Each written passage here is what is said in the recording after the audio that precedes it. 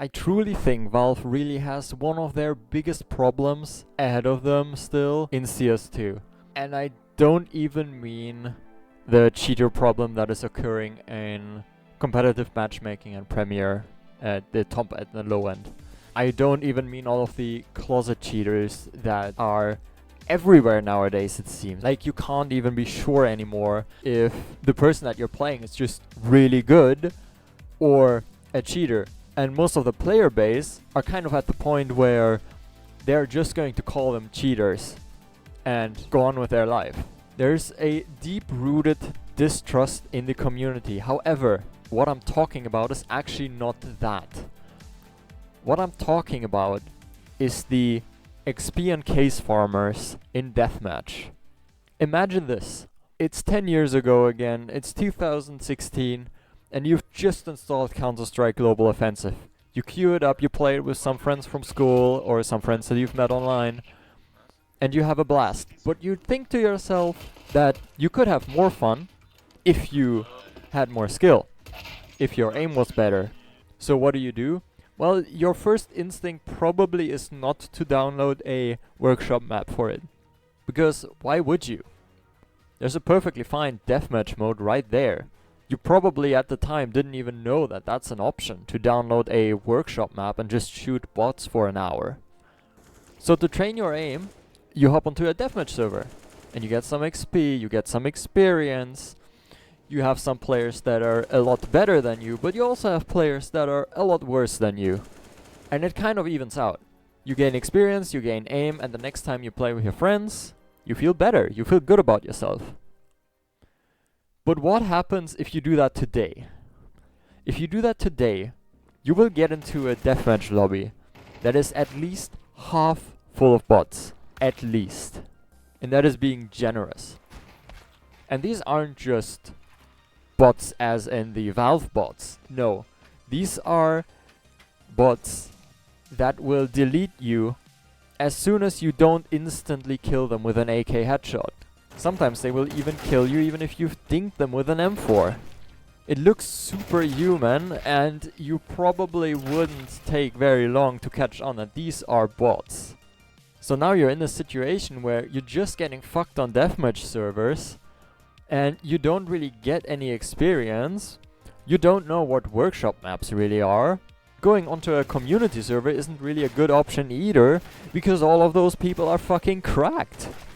It has been over a year since this problem has first occurred, and it has been going on for way too long.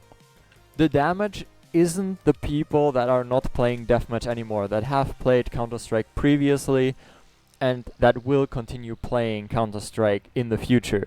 Those people are not the problem, because those people know how to use a workshop map, and those people might even be good enough to go onto community servers.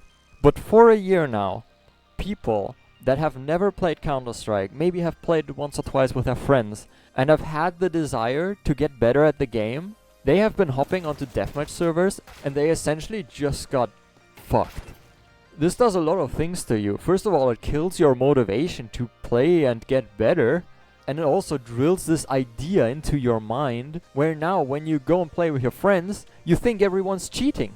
Because in deathmatch servers, more than half are cheating, so why wouldn't they in competitive and Premier? You could go to Faceit or other third-party websites, but is that really an option for you and your friends that play casually? This generation, that has started playing Counter-Strike in this time frame, where the deathmatch servers have been invaded by bots and case farmers, have been essentially denied a future in Counter-Strike 2. We have already lost people that could have been future pro players and stars because of this problem. These people will never come back. Never. They will play it with their friends, yeah, sure, a game here or there, but they will never take Counter-Strike as serious as you did back in the day. By no means will I say that Counter-Strike will die because of this, and by no means will I say that the player count will suffer because of this. However, what I will say is that even if they fix this problem in the future, we will have been denied a year's worth of new players, which could have serious long-term implications for the game as a whole. Like I said, I don't think the game will die. However, what I will say is that the loss of new players that we are experiencing right now, and that we will keep experiencing while this problem is still a thing, will definitely cause player numbers to go down. We will still probably get over 1 million concurrent players, that's for sure, but I'm fairly certain that if there's not like an operation or any update that is so massive, we will not see a peak in Counter-Strike 2 for a long time. Like a really long time. I could not imagine being in that position, to be a new player, to have so much fun with the game, but not to be able to get better at it because of what essentially is a plague. I don't know where I would be without Counter-Strike right now. I've made so many friends, so many contacts, met so many people. I dug my head into mechanics, nades, aim. I've tried all sorts of crazy mouse grips, crazy setups. I've upgraded my PC just for Counter-Strike over the past decade multiple times. And I would love for Counter-Strike to be in a place where people would still keep experiencing the same thing. But it's just not right now, it's just not. Anyway, I just wanted to make a quick video about it because this really frustrates and especially worries me about the future. And I would love to know your opinion. Please leave them down in the comments. Are you a case farmer? Are you still playing deathmatch yourself to get cases? Are you doing other ways of getting your weekly drops? What's your angle? What's your story? I would love to hear it. Bye!